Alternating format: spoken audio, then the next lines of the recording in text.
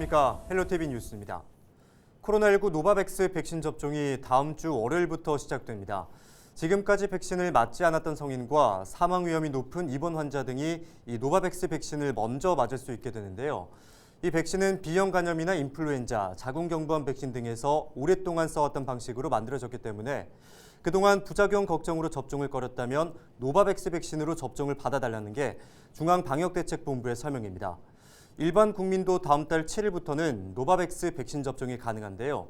그 전에라도 자녀 백신 예약이 된다면 당일 접종도 받을 수 있습니다. 헬로티비 뉴스 시작합니다. 여수 산단에서 폭발 사고가 발생해 4명이 숨지고 4명이 크게 다쳤습니다. 열교환기 시험 과정에서 폭발한 것으로 추정되는데 소방당국은 폭발 원인을 찾는 데 주력하고 있습니다.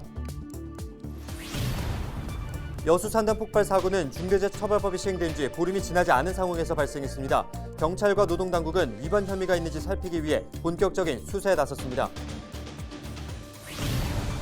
여수 산단에서 발생한 폭발 사고는 비단 어제 오늘 일이 아닙니다. 과거에도 수없이 반복됐는데 그동안 어떤 피해가 있었는지 짚어봤습니다. 전남 지역의 코로나19 확진자가 연일 4자릿수를 기록하고 있습니다. 하루 새 1,200여 명이 발생했는데 20, 30대 비율이 가장 많았습니다.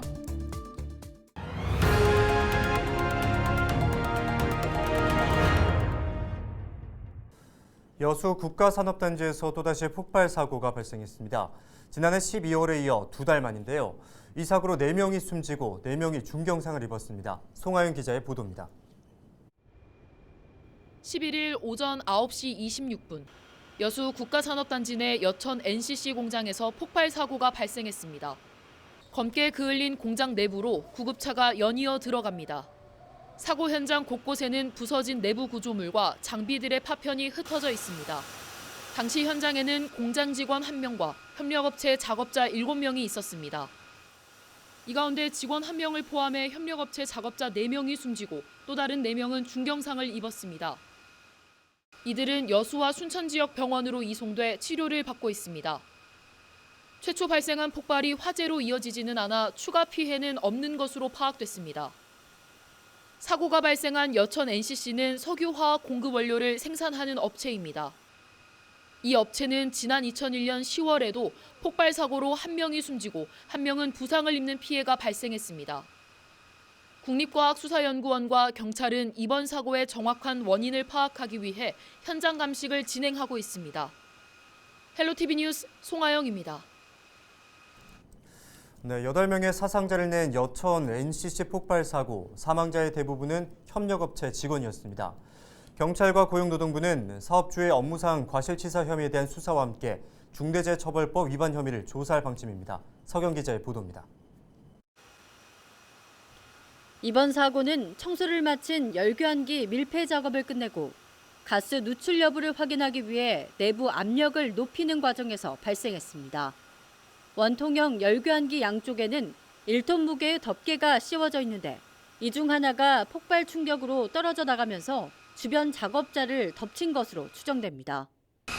이 사고로 현장에 있던 근로자 4명이 숨지고 또 다른 4명이 크고 작은 부상을 입었습니다.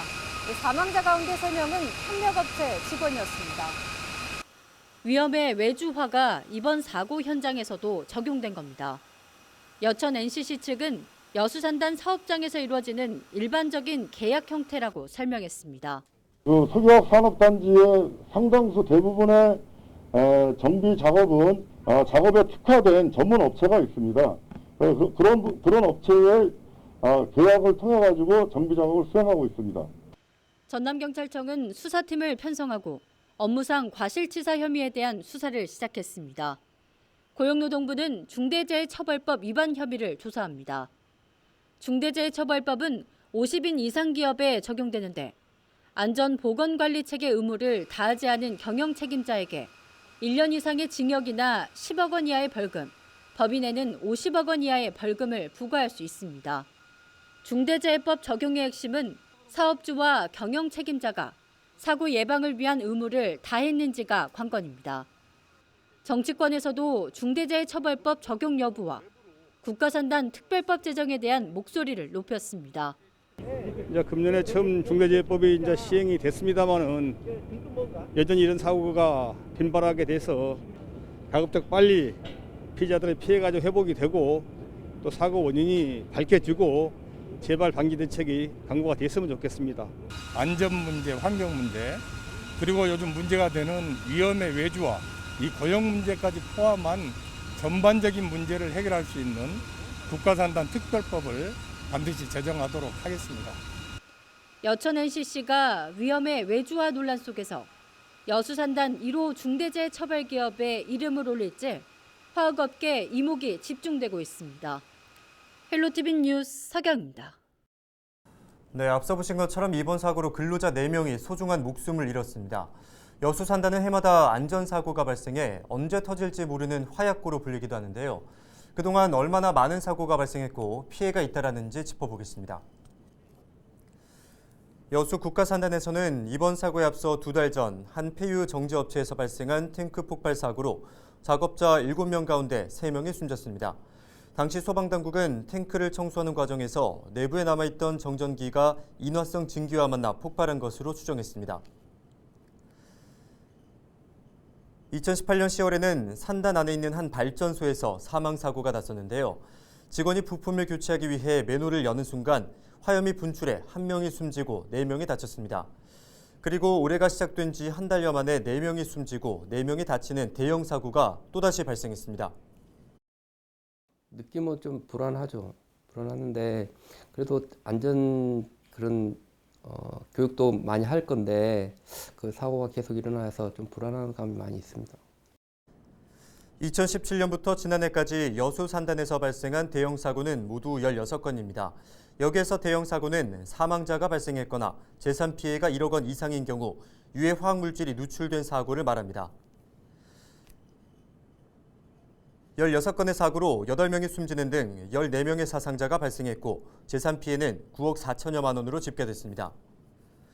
올해 처음 발생한 이번 사고까지 포함하면 사망자는 2자릿수로 늘어납니다. 여수 산단에는 화학업체가 많아 가스 누출이나 화재, 폭발 사고 가능성이 언제나 존재합니다. 또한 화학물질을 다루다 보니 자연 발화로 인한 화재도 빈번합니다. 공장 설비 대부분이 40년을 넘으면서 노후화된 장비와 부주의가 안전사고로 이어지기도 합니다. 특단의 대책을 마련하라는 지역사회 목소리는 높아지지만 사고는 반복적으로 발생하는 상황. 기업의 안전 불감증, 산단의 노후화된 설비들, 그리고 관계기관의 관리 감독의 느슨함, 이런 것들이 총체적으로 문제를 일으켜서 이런 사고들이 계속적으로 발생을 한다라고 봅니다. 근본적으로 이런 문제들을 재발을 막기 위해서는 정부 관계기관의 적극적인 지도와 감독이 필요하고 기업들의 안전 환경 문제에 대한 인식들도 근본적으로 바뀌어야 될 거라고 생각을 합니다. 사고가 날 때마다 대책을 마련하려는 움직임은 그때뿐 오늘도 근로자들은 위험에 노출돼 있습니다.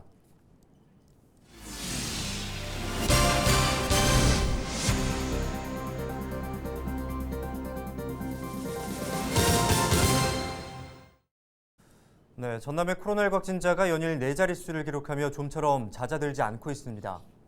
전남에서는 지난 10일 하루 동안 1,241명이 확진 판정을 받았고 목포 221명, 영암 50명, 여수 205명, 순천 208명 등 22개 전체 시군에서 발생했습니다. 연령별로 살펴보면 20, 30대가 406명으로 33%가량을 차지해 가장 많았습니다. 코로나19 재택치료상담센터가 운영을 시작한 첫날 전남에서는 342건의 전화 상담이 진행됐습니다. 전남도는 10일 하루 동안 상담센터 23개소를 운영한 결과 일반 행정부터 의료상담과 동네 병의원, 연계 처방까지 다양한 문의가 이어졌습니다. 전남도는 안정적인 상담센터 운영을 위해 24시간 교대 근무 체계를 갖췄다며 재택치료자 의료 공백 해소에 도움이 될 것으로 기대했습니다. 오는 6월 치러지는 전국 동시 지방선거와 관련해 선거구민에게 기부한 입후보 예정자가 검찰에 고발됐습니다. 전남선거관리위원회는 자신의 이름과 사진이 인쇄된 연하장을 11차례에 걸쳐 선거구민 3,764명에게 발송하며 2천여만 원 상당의 마스크를 동봉한 혐의로 입후보 예정자 A씨를 고발했습니다. 공직선거법에는 후보자가 선거구민이나 기관단체에 기부할 수 없도록 규정하고 있습니다. 양식장에 작업을 하겠다고 나선 50대 선장이 실종돼 해경이 수색에 나섰습니다. 목포 해경은 지난 10일 51살 선장이 진도 조도 인근 해상에 있는 다시마 양식장에 다녀오겠다고 출항했다가 연락이 두절됐다는 신고를 받고 출동해 수색 작업을 벌이고 있습니다. 선장은 실종 당일 아침 9시 반쯤 진도 상조도에서 출항한 것으로 알려졌습니다. 무안군이 농촌의 일손 부족을 해결하기 위해 필리핀 실랑시에서 계절 근로자를 받기로 했습니다. 무안군은 지난 10일 군청에서 실랑시 시장 등에 참석한 가운데 업무 협약을 맺고 외국인 계절 근로자 25명을 도입한다고 밝혔습니다. 무안군은 실랑시 계절 근로자의 안전한 거주를 지원하고 농업인 교류 등 관련 사업도 추진할 방침입니다. 무안군은 농촌 인구 감소와 고령화 등으로 부족한 일손을 해소하기 위해 협약을 추진했다며 도움이 되길 희망한다고 말했습니다. 여수 지역 10개 시민사회단체가 경도 연륙교 진입로가 시정부를 변경해 건설되는 것에 대해 반대하고 나섰습니다. 시민사회단체는 지난 10일 성명서를 발표해 기존 신월동 금호 아파트 사거리에서 야도를 연결하는 시정부 위치가 주민 동의 없이 금성 아파트 부근으로 변경된 점을 이해할 수 없다고 밝혔습니다. 또한 광양만 권 경제자유구역청이 우선 협상 대상자로 선정된 건설사를 대상으로 기본 계획과 기존 시점부 제척 사유를 제시하지 않은 것은 주민을 무시하는 처사라고 꼬집었습니다. 그러면서 여수 경도 연륙교 건설공사가 기본 계획대로 추진될 수 있도록 여수시와 의회가 나설 것을 촉구했습니다. 보이스피싱에 속을 뻔한 어르신을 고흥의 농협 직원이 발견해 피해를 막았습니다. 농협 직원은 형사가 1,000만 원을 인출해 대문 위에 올려두라는 전화를 받고 현금을 인출하러 왔다는 어르신을 보고 보이스피싱을 의심해 경찰에 신고했습니다. 농협 직원에게 상황을 전해드린 경찰은 범인을 유인해 현장에서 검거했습니다. 목포시가 공동주택을 대상으로 음식물을 배출하는 양만큼 수수료를 부담하는 시책을 추진하고 있습니다. 목포시는 음식물 종량제 기기를 공동주택마다 설치하고 배출량에 따라 개인 전용 카드로 수수료를 결제하는 시스템을 확대하고 있습니다. 지난해는 근화 분류비들 종량제 기기 20대가 설치됐고 올해는 50대가 추가로 설치될 예정입니다. 목포시가 옛 세관창고 건물을 음식 관광의 거점으로 활용하기로 했습니다. 목포시는 세관창고 복합 문화공간에 들어설 스몰푸드존 운영자를 다음 달 11일까지 모집하고 사업자 선정 과정을 거쳐 지역의 특색이 담긴 먹거리를 선보일 계획입니다. 스몰푸드존은 목포시청 홈페이지를 참고해 신청하면 되고 입찰 가격 평가와 제안서 평가를 통해 최종 낙찰자가 선정됩니다. 옛 목포세관 문화복합공간은 다음 달 준공이 예정된 가운데 선정된 업체는 계약 체결 시점부터 3년 동안 목포 구미를 활용한 음식을 판매할 수 있습니다. 장흥군이 전라남도가 추진한 지방세 징수율 올리기 평가에서 최우수 기관에 선정됐습니다.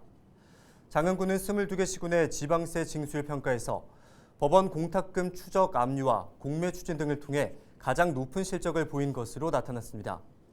지난해 장흥군은 지방세 380억 원을 받아 징수율 98.5%를 기록했습니다. 3년 연속 최우수상을 받은 장흥군은 시상금 5천만 원을 받게 됐습니다. 10월 기준 순천 지역의 코로나19 예방 백신 3차 접종률이 59.4%로 집계됐습니다.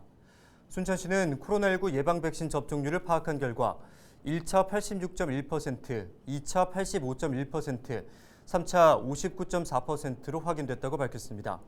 미접종자의 경우 평일 오전 9시부터 오후 4시까지 보건소 치매안심센터에 방문하면 예약 없이 당일 접종을 할 수 있다며 신속한 접종을 당부했습니다. 여수시가 농가 유통 비용을 절감하고 지역 농산물 판매를 확대하고자 농산물 직거래 택배비를 지원합니다. 택배비 지원은 여수 지역에 주소를 두고 친환경 인증 농산물을 생산하는 농업 경영체를 대상으로 개인 농가는 최대 100만 원, 단체는 200만 원까지 가능합니다.